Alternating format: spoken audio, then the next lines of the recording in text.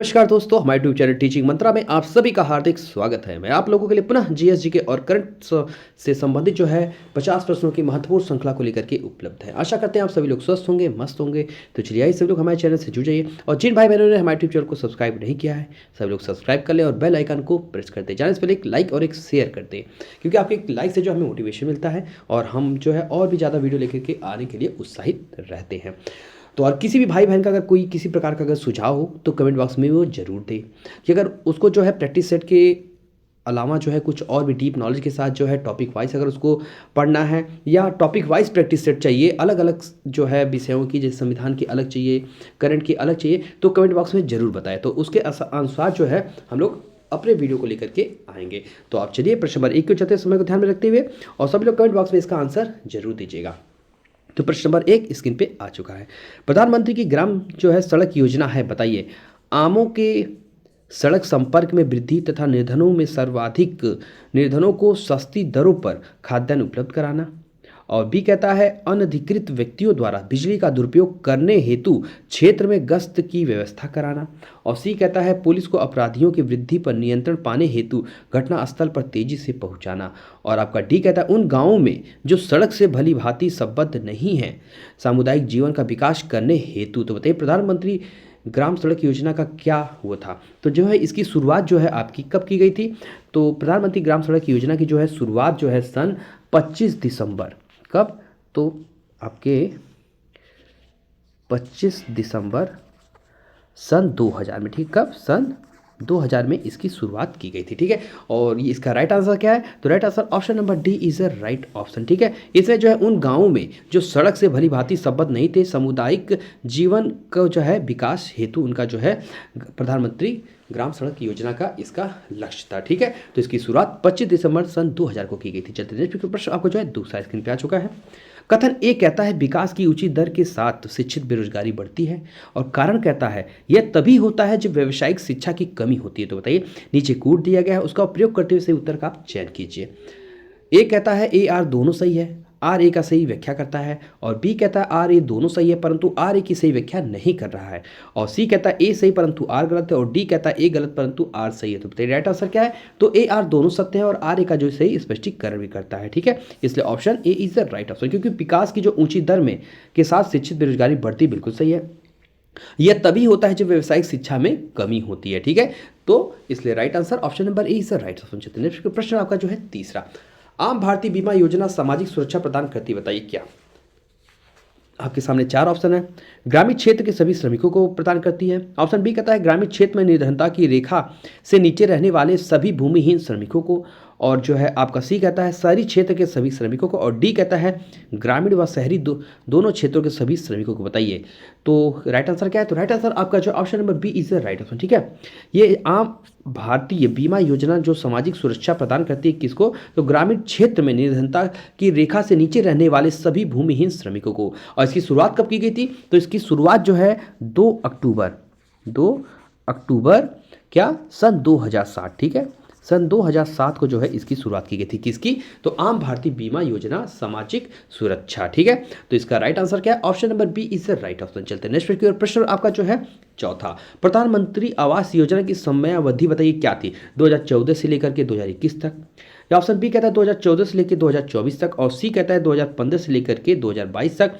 और डी कहता है 2015 से लेकर के 2025 तक। तो क्या राइट आंसर है, तो 2015 से लेकर के 2022 तक। ठीक है, इसकी समयावधि थी किसकी, प्रधानमंत्री आवास योजना की। तो option C is the right option. चलते हैं नेक्स्ट प्रश्न नंबर जो है पांचवा, कस्तूरबा गांधी बालिका विद्यालय योजना का आरंभ किस वर्ष में किया गया था, बताइए। सन 2000 में, 2010 में, 2005 में या 2012 में। तो कब किया गया था, तो ये आपके 2004 में। ठीक है, इसलिए option A is the right option. चलते हैं नेक्स्ट प्रश्न नंबर जो है छठवां, कपाट का संबंध है बताइए किससे, कंप्यूटर हार्डवेयर से है, निर्यात वृद्धि हेतु परामर्शी सेवा से है। और सी कहता है बड़े उद्योगों में प्रदूषण के नियंत्रण से है। और डी कहता है ग्रामीण कल्याण कार्यक्रमों की सहायता व मूल्यांकन से। तो कपाट का संबंध होता है किससे, तो ग्रामीण कल्याण कार्यक्रमों की सहायता एवं मूल्यांकन से संबंधित होता है, इसलिए option D is the right option.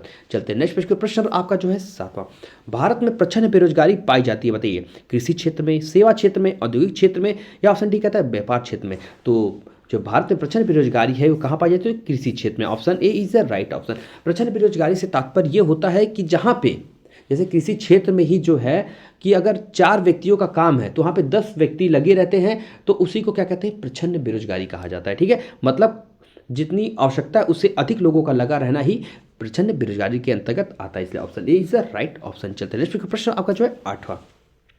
संकल्प परियोजना जुड़ी है समापन से, किसकी बताइए? निरक्षरता के, बेरोजगारी के, या पोलियो के। ऑप्शन डी कहता है HIV एड्स के। बताइए किसके? तो संकल्प परियोजना जुड़ी समापन किससे? तो आपके HIV से, ठीक है, अर्थात एड्स से। ठीक है, एड्स का जो HIV का जो टेस्ट मालूम है किससे किया जाता है? तो एलिसा नामक से। ठीक है, एलिसा से जो है इसका टेस्ट किया जाता है। तो इसका right answer option number D is the right option. चलते हैं नेक्स्ट प्रश्न जो है आपका 9वां। प्रस्तावित जननी सुरक्षा स्कीम प्रतिस्थापित की है, बताइए? मातृ एवं बाल स्वास्थ्य परियोजना को, और बी कहता है राष्ट्रीय मातृत्व लाभ परियोजना को, और सी कहता है महिला समाख्या को, और डी कहता है प्रजनन एवं बाल स्वास्थ्य परियोजना को। तो बताइए राइट आंसर क्या है? तो right answer option number B is the right option. जो है प्रस्तावित जननी सुरक्षा स्कीम जो है प्रस्तावित की गई है राष्ट्रीय मातृत्व लाभ परियोजना को। ठीक है, option B is the right option. चलते हैं नेक्स्ट प्रश्न की ओर। प्रश्न में जो है आपका 10वां। निम्नलिखित में से कौन सा जो है आपका सुमेलित नहीं है, बताइए? एक तरफ कार्यक्रम है और दूसरा उसका प्रारंभ वर्ष, बताइए? जो आपका ट्राइसेम है अगस्त 1979 को, और बी कहता है NREP जो है अक्टूबर 1980 को, और JRY जो है आपका अप्रैल 1995 को, और डी कहता है SGSY जो है आपका अप्रैल 1999। तो आपसे पूछा है गलत कौन सा है? तो right answer option number C is the right option. ठीक है, JRY जो है ये अप्रैल 1995 में नहीं, कब? ये तो ये है 1 अप्रैल को ही होगा, 1 अप्रैल 1989। ठीक है, कितना?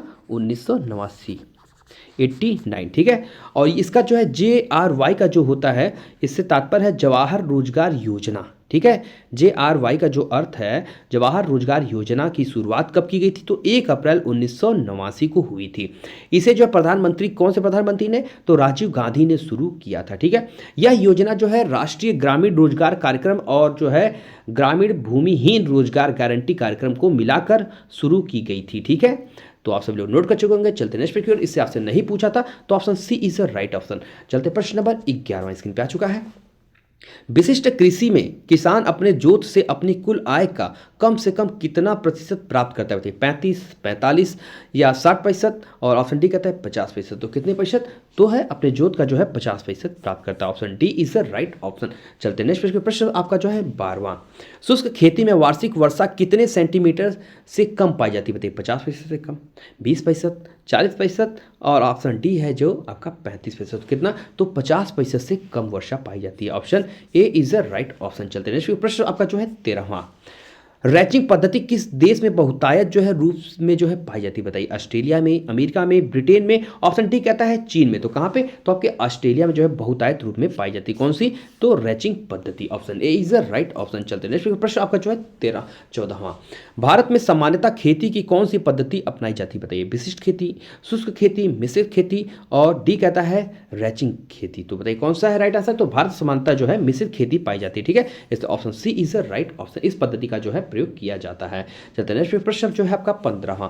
सामूहिक कृषि का प्रचलन सर्वप्रथम किस देश में शुरू किया गया था? बताइए चीन में, भारत में, पूर्व सोवियत संघ में, और डी कहता है क्यूबा में। तो कब किया गया था? तो कहाँ, किस देश में? तो पूर्व सोवियत संघ में। ठीक, option C is the right option. कौन सी कृषि जो है सामूहिक कृषि का प्रचलन सर्वप्रथम जो है आपके पूर्व सोवियत संघ में, अर्थात रूस में, USSR में। तो चलते नेक्स्ट प्रश्न आपका जो है 16वां। पूंजीवादी खेती किन देशों में प्रचलित है? बताइए रोमानिया एवं पोलैंड में, ब्रिटेन एवं संयुक्त राज्य अमेरिका में, और सी कहता है चीन एवं रूस में, और डी कहता है यूक्रेन एवं अर्मीनिया में। तो बताइए पूंजीवादी खेती जो है किन देशों में प्रचलित है? तो ये आपके right answer option number B is the right option. Britain एवं संयुक्त राज्य अमेरिका में प्रचलित है। कौन सी? पूंजीवादी खेती। चलते नेक्स्ट प्रश्न आपका जो है 17वां। 100 से 200 सेंटीमीटर वार्षिक वर्षा वाले क्षेत्रों में किस प्रकार की खेती होती है? बताइए तर कृषि होती है, आर्द्र कृषि होती है, सिंचित कृषि होती है। ऑप्शन डी कहता है शुष्क कृषि। तो जहां पे 100 से 200 सेंटीमीटर वर्षा वाले क्षेत्र होंगे वहां पे जो है आर्द्र जो है कृषि जो है इस प्रकार की खेती की जाएगी। ठीक है, option B is the right option. चलते नेक्स्ट प्रश्न आपका जो है 18वां। खेती की वह कौन सी प्रणाली है जिसमें किसान का राज्य से सीधा संबंध होता है? बताइए संयुक्त खेती से, काश्तकारी खेती से, सहकारी खेती से, या ऑप्शन डी कहता है सामूहिक खेती से। तो बताइए किस खेती से जो है किसान का राज्य से सीधा संबंध होता है? तो वो होती है काश्तकारी खेती। ठीक है, option B is the right option. चलते नेक्स्ट प्रश्न आपका जो है 19। बाढ़ प्रभावित क्षेत्रों में किस प्रकार की खेती की जाती है बताइए। दियारा खेती, तर खेती, तैरती खेती और डी कहता है आर्द्र खेती। कौन सी? तो दियारा खेती जो है कहाँ पे? बाढ़ प्रभावित क्षेत्रों में की जाती है। Option A is the right option. चलते नेक्स्ट प्रश्न आपका जो है 20वां। पर्माकल्चर किसका पर्याय है बताइए। पारिस्थितिकी कृषि का है, व्यापारिक कृषि का है, या सिंचित कृषि का है, या लेख खेती का है। तो किसका है? तो ये पारिस्थितिकी खेती का होता है, ठीक है, कृषि का। Option A is the right option. कौन सा? पर्माकल्चर। चलिए नेक्स्ट प्रश्न आपका जो है 21। डिक्सन एवं जॉली संबंधित बताइए। सरारोहण से होती है, परासरण से होती है। ऑप्शन सी कहता है अवशोषण से। ऑप्शन डी कहता है विसरण से। तो किससे संबंधित है? तो ये सरारोहण से होती है। कौन? डिक्सन एवं जैली संबंधित किससे है? तो आपके right answer option number A is the right option. चलते नेक्स्ट प्रश्न आपका जो है 22। प्रकाश अभिक्रिया मतलब लाइट रिएक्शन होती है माइटोकॉन्ड्रिया में होती है, हरित लवक के ग्राना में होती है, और सी कहता है हरित लवक के स्ट्रोमा में होती है, और डी कहता है राइबोसोम में होती है। तो किसमें होती है? तो आपके हरित लवक के ग्राना में होती है। कौन सी? प्रकाश अभिक्रिया कहाँ पे होती है? तो आपके हरित लवक के ग्राना में। चलते नेक्स्ट प्रश्न आपका जो है 23। कोशिकीय श्वसन क्रिया होती है केंद्रक में होती है, कोशिका द्रव में होती है, और सी कहता है माइटोकॉन्ड्रिया में, और डी कहता है हरित लवक में। तो किसमें होती है? तो कोशिका श्वसन क्रिया जो है आपके माइटोकॉन्ड्रिया में होती है, ठीक है। Option C is the right option. चलते नेक्स्ट प्रश्न आपका जो है 24।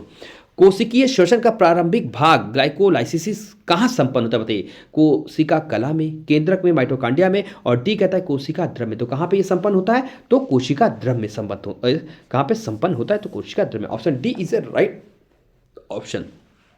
चलते नेक्स्ट प्रश्न आपका जो है 25वां। जैविक ऊर्जा का अंतिम स्रोत है बताइए। सौर प्रकाश है, ग्लूकोज है, एटीपी है। ऑप्शन डी कहता है माइटोकॉन्ड्रिया है। तो बताइए जैविक ऊर्जा का अंतिम स्रोत होता है आपका सौर प्रकाश। Option A is the right option. चलते नेक्स्ट प्रश्न आपका जो है 26। जीवों के निम्नलिखित प्रकारों पर विचार कीजिए। जीवाणु है, कवक है, और पुष्पीय पादप है। उपयुक्त जीव प्रकारों में से किसकी किनकी कुछ जातियों को जैव जो है पीड़क नाशियों के रूप में प्रयोग किया जाता है बताइए। केवल एक का, दो तीन का, और केवल एक तीन का, और ऑप्शन डी कहता है एक दो तीन का। बताइए तो राइट आंसर क्या है? तो तीनों का जो है किसमें? तो पीड़क नाशियों के रूप में प्रयोग किया जाता है। किसमें? तो जीवाणुओं का, कवक का भी, और पुष्पीय पादप का, ठीक है। इसलिए option D is the right option. चलते नेक्स्ट प्रश्न आपका जो 27। पौधों का कौन सा भाग फूल बनने का उद्दीपन ग्रहण करता है बताइए। तना, शाखा, पर्ण, या जड़। तो कौन करता है आपका? तो पर्ण करता है। Option C is the right option. चलते नेक्स्ट प्रश्न आपका जो है 28। निम्नलिखित कथनों पर आप विचार कीजिए। जेली रुदन का कारण जो होता है अम्ल की अधिकता होती है। ये आपका बिल्कुल सही है। और गन्ने के लिए सर्वाधिक अनुकूलन जैव उर्वरक राइजोबियम, नहीं ये गलत है, ठीक है। उसमें जो है गोबर की खाद का प्रयोग किया जाता है, ठीक, जैव उर्वरक के रूप में राइजोबियम का नहीं। और नमकीन पानी में उगाए गए पौधे थैलोफाइटस कहलाते हैं, नहीं ये भी गलत है। उसको क्या कहा जाता है? तो लवणो मृदोद्भिद कहा जाता है, जो नमकीन पानी में उगाए गए पौधों को, ठीक है, उगे हुए पौधों को। और जो आपका चौथा है सुसुप्तावस्था तोड़ने वाला हार्मोन है साइटोकाइनिन, ये आपका सही है। तो पहला और चौथा बताइए किस ऑप्शन में सही है? तो right answer option number D is the right option. 4 और 1, ठीक है। तो चलते नेक्स्ट प्रश्न आपका जो है 29।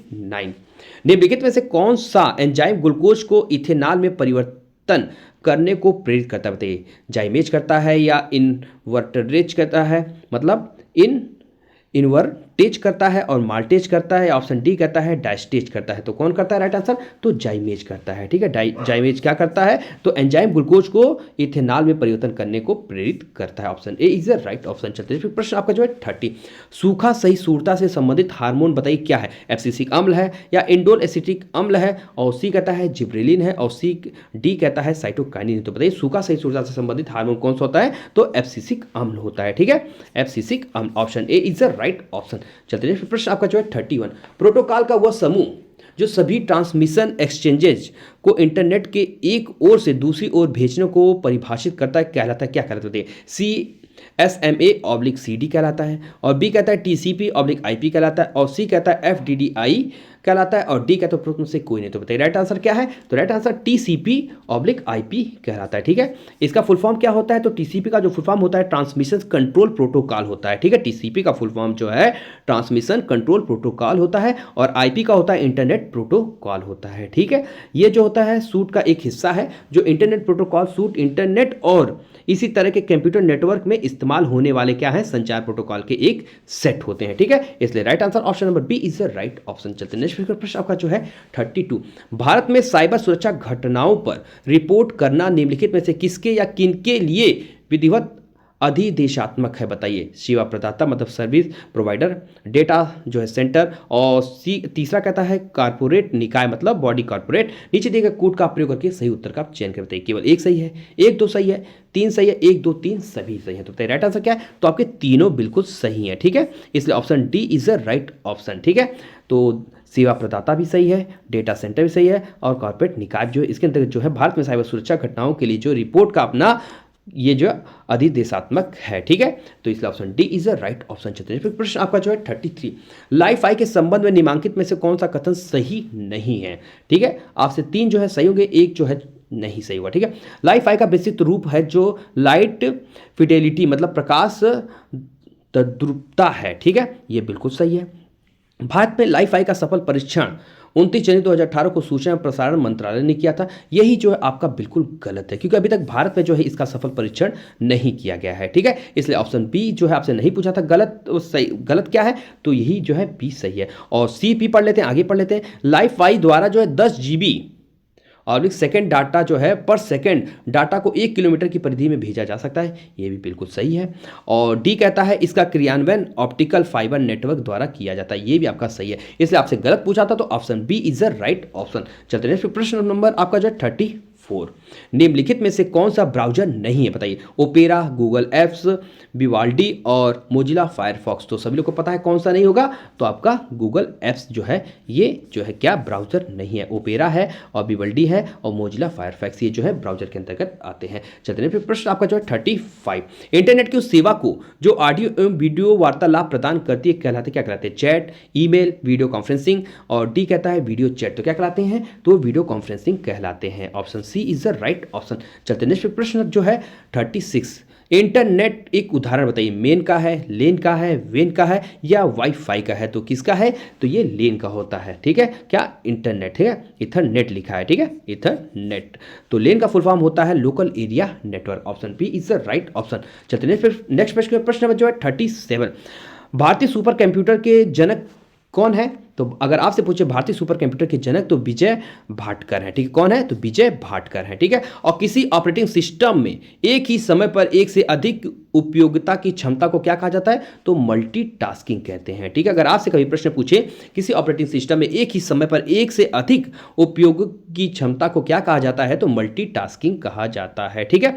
और तीसरा कहता है एक्सेल स्प्रेडशीट जो है, एक्सेल में स्प्रेडशीट की मूल इकाई जहां पर डाटा एंट्री की जाती है उसे क्या कहते हैं? तो उसे सेल कहा जाता है, ठीक है।